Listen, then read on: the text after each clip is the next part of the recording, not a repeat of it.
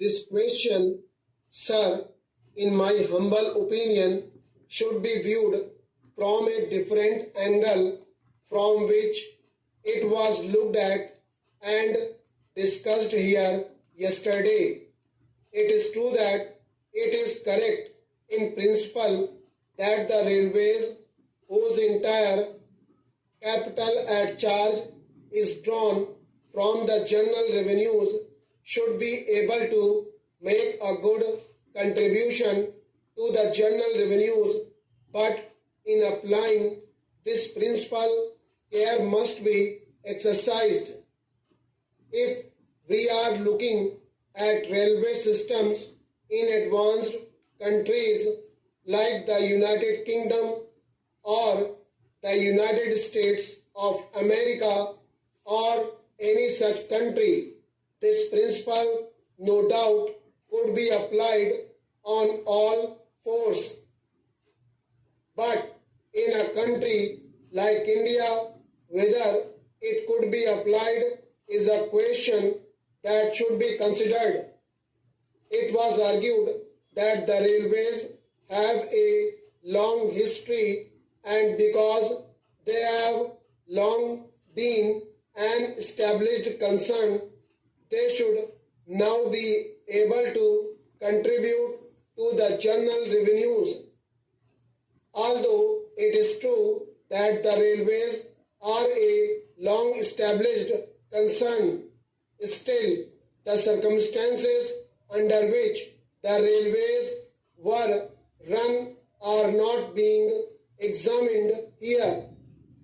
The railways, as we all know, before independence were run not on a welfare state basis, but they were run on the system of strategic lines. When the railway lines in India were formed, it was not the question of developing economic resources. It was not the question of linking up industrial centers.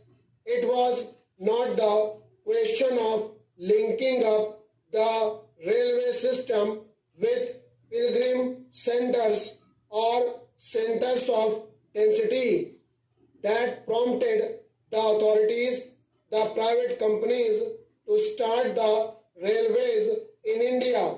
But it was the strategic concern of the British government then that prompted these companies to form railways. The question of arriving at a correct pattern of railway system from the point of view of developing and exploiting the natural resources of the country, from the point of view of developing the backward areas of the country, is still there to be examined and to be attended to. Well, from this point of view, as anybody can see, there is much scope for developing the railways. In fact, there is so much pressure on Honorable the Railway Minister for new lines that one will be at a loss as to where to find the resources from. They have undertaken in the second part of the 5-year plan to construct new lines of 1,500 kilometers in length. In order to have a perfect railway pattern, to be able to exploit and make use of the natural resources of the country to the fullest extent, although we cannot dismantle the railway lines that we have now, still these lines have to be linked up to fulfill that requisite of exploiting the natural resources. So my point in bringing out these arguments is to show that the railways have a full development program on their hands and they need funds. They can no longer general revenues of the country, as the railway finance is separated from the general finance. They have to obtain the resources that are required for development either by loan or otherwise. There is the other need also to be examined in this connection, the need of passenger amenities, both inside these houses of parliament as well as outside. It has been agitated that passenger amenities are required to be given in a larger and a larger number. The second class passengers before independence did not get adequate amenities. In fact, the condition of the bogies, the condition of the waiting rooms, the condition of catering facilities, and the condition of housing, all these things needed much attention.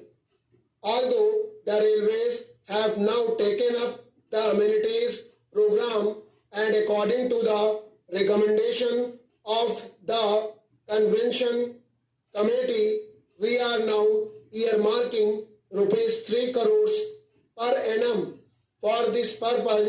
Still, I think it is totally inadequate. The railway administration has now recognized the fact that greater and greater passenger amenities are to be given, but they are not going on the right lines. I may make this statement clear by saying that they are not following proper lines with regard to the amenities that are to be given. I will take just one example and point out how they fall short of the requirements. Well, the question of providing waiting halls for second-class passengers has been a much mooted question, and that naturally gets a top priority in the amenities program. Well, the so-called waiting halls that are now provided are like this. The halls are there. The exit gate from the platform opens into the hall, and the entry gate into the platform opens into the hall. So much so that in fact the hall is only a passage. When people come and go, how can the second class passengers take rest here? That is a question which I have not been able to understand. Secondly, for the passengers who have to wait for a number of hours in these halls, necessary sanitary facilities should be provided. Now, the sanitary arrangements may be inside the platforms where the waiting passengers cannot go, and if they go and commit nuisance outside, the policeman will be there to haul them up and prosecute them under the police regulations for committing nuisance. So it is not imagined that when passengers are required to wait for 10 hours or 12 hours in these waiting halls, they should have some bathroom facilities as we have for first class or for higher class passengers. That thing has not been visualized. Even for our cattle sheds in our houses, we have doors and windows. But here, for these second class waiting halls, there is neither a door nor a window nor an enclosure. This I say to draw the attention of the authorities to think of these amenities in their proper proportion. Their estimate of the requirements of funds for these amenities in an underestimate the needs for increasing the amenities are large. Stop.